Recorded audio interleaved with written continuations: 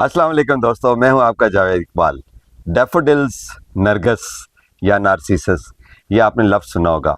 ये वो खूबसूरत और खुशबू वाला फूल है जो आप आज से कुछ दिनों के बाद, यानी कि 1 महीने के बाद सर्दियों में आप जब आप कहीं सिग्नल्स पे रुकते हैं तो कुछ बच्चे बंच लेकर आते हैं और आपको कहते हैं जी ये नरगस के फूल हैं।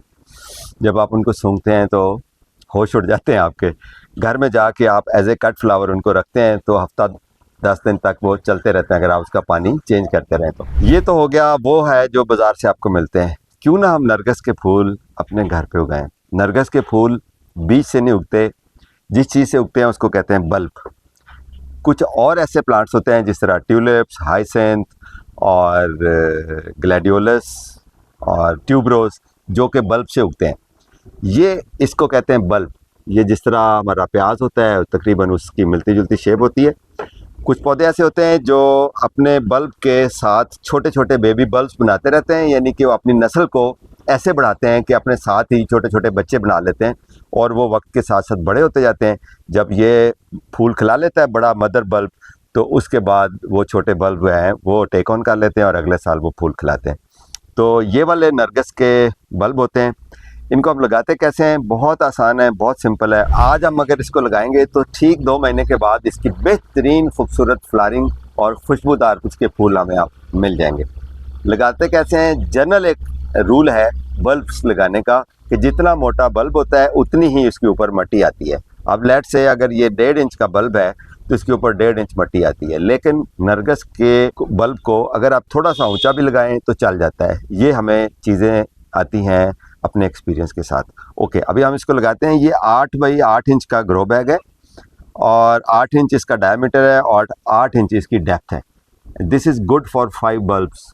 3 भी लगा सकते हैं, 5 से ज़्यादा नहीं लगा सकते हैं। अगर 5 से ज़्यादा आपने लगाने हो तो आपको 10 बाई 11 इंच का ग्रो बैग चाहिए, या इसी हिसाब से प्लास्टिक का या मिट्टी का जो भी गमला आप अपना चूज़ करेंगे तो आप उसमें लगा सकते हैं। मिट्टी इसके अंदर हमेशा मेरी मिट्टी की रेसिपी होती है कि 50% सैंडी सॉइल यानी भल और 50% उसके अंदर मैंने डाली है वर्मी कंपोस्ट। आप पत्तों की खाद भी डाल सकते हैं और ऑर्गेनिक कंपोस्ट भी डाल सकते हैं, यानी कि ऑर्गेनिक मैटर 50% और जो भालू मिट्टी है वो 50%।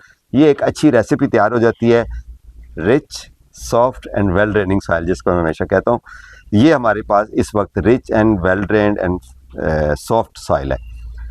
अब इसकी जड़ें बारीक बारीक होती हैं, नरम नरम, तो इस सॉफ्ट सॉइल में बहुत अच्छी चलेंगी। तो लगाने की तरफ आते हैं जी कि आपने ये देखें, मैंने इसको एक सेंटर में लगाऊंगा। सबसे पहले अंदाजे से 1.5 इंच नीचे चला जाए, 2 इंच चला जाए, इट्स ओके। ये इवन मैंने 3 इंच नीचे भी लगाया है। थोड़े दिन टाइम ज़्यादा लेता है उगने में, लेकिन उसकी ज़्यादा स्टेबल उसका फूल बनता है। लेकिन जी ये मैंने इसको इतना लगा दिया कि ये जो उसके ऊपर से स्प्राउट निकल रहा था, जो इसको शाखें निकल रही थी, वो तकरीबन मिट्टी के लेवल पे आ गई हैं। ये इसको मैंने बंद कर दिया। अब दूसरा मैं लगाऊंगा इस तरफ, ये लें। अच्छा जी, ये मैंने इसको नीचे ले गया। आपने देखा कि पूरा बल्ब मिट्टी के अंदर चला गया और इसकी ये जो शाख है या जहाँ से ये फूट रहा है उसको मैंने छोड़ दिया।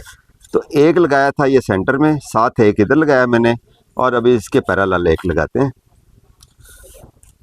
आप ये काम हाथ से भी कर सकते हैं, किसी चीज़ से भी कर सकते हैं, लेकिन अगर आपके पास अच्छा ट्रॉवल है तो आप उसके साथ भी कर सकते हैं। ये बराबर हो गया जी, ये हो गया 3, बाकी रह गए हमारे पास 2 और, तो ये आ गया जी 4 और ये आ गया जी 5। अच्छा जी, नेक्स्ट काम ये करना है, हमेशा जो भी हम पौधे लगाते हैं उसकी करनी है टैगिंग। तो ये टैग है जी मेरे पास, इसके ऊपर मैं लिखूंगा जनाब डैफोडिल्स, और ये काम आप कोशिश करें कि बच्चों से करवाएं। जब बच्चे टैगिंग करते हैं, एक तो उन्हें नाम याद आ जाता है, दूसरा वो कनेक्ट हो जाते हैं नेचर के साथ। वो ज़रूर आके देखेंगे कि जो मैंने टैग लगाया था वो फूल कौन से थे और निकले के तो कैसे निकलेंगे। तो ये मैंने इसका टैग कर दिया, ये लें।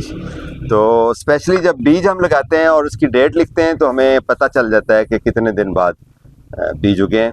एक तो बीज की क्वालिटी का अंदाज़ा हो जाता है, दूसरा नॉलेज हमें मिल जाता है कि कौन सा बीज कितने दिन बाद उगता है।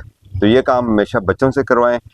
दे are going to remember this and they are going to connect to the nature. और कल को आपके बच्चे ये नहीं कहेंगे कि जी मूलियाँ दरख्तों पे लगती हैं या गाजरों के खेत होते हैं बहुत बड़े बड़े गन्ने की तरह। ठीक है जी।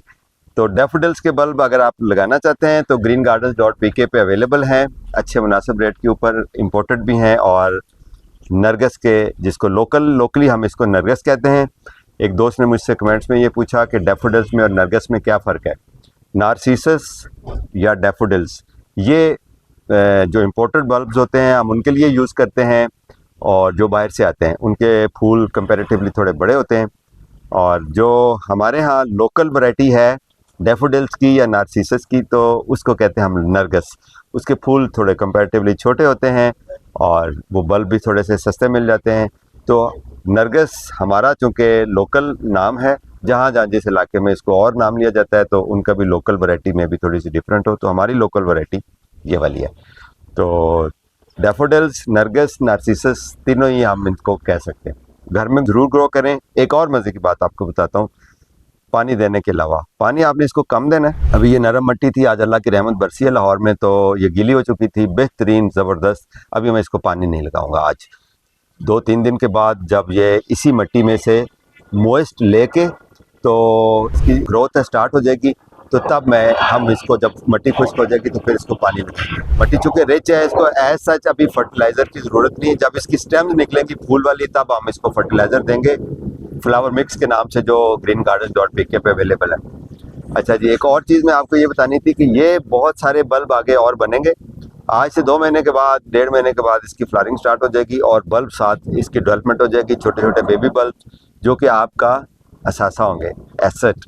तो नेक्स्ट टाइम आप जब ग्रो करेंगे तो आप इनको निकाल के बेबी बल्ब्स को अलग लगा देंगे, बड़ों को अलग लगा देंगे, तो ये आपका बढ़ते रहेंगे, आपकी कभी भी कम नहीं होंगे। तो ये एक हेल्दी, फ्रेगरेंट और फ्लोरल इन्वेस्टमेंट है जो आप अपने घर में कर सकते हैं, और अपने बच्चों को इसके साथ ज़रूर शामिल करें। They are going to love this.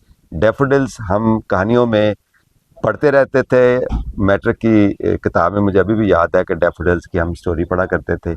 मैं भी आज के निसाब में भी ये शामिल हो, आजकल के बच्चे भी पढ़ते हैं, वरना उनको ज़रूर पढ़ाएं। इसके साथ हमारी बचपन की यादें वाबस्ता हैं। ये आसान तरीका था, इसको घर में डैफोडिल्स को ज़रूर ट्राई करें, और स्पेशली अपने बच्चों से कराएं, ताकि वो नेचर के साथ कनेक्ट हो जाएं, और उनको जो सेटिस्फेक्शन और जो चेहरे पे इत्मीनान ये काम करने के बाद मिलेगा, वो मेरा ख्याल है टैब और मोबाइल से नहीं मिल सकता। अपना ख्याल रखिए। Happy gardening.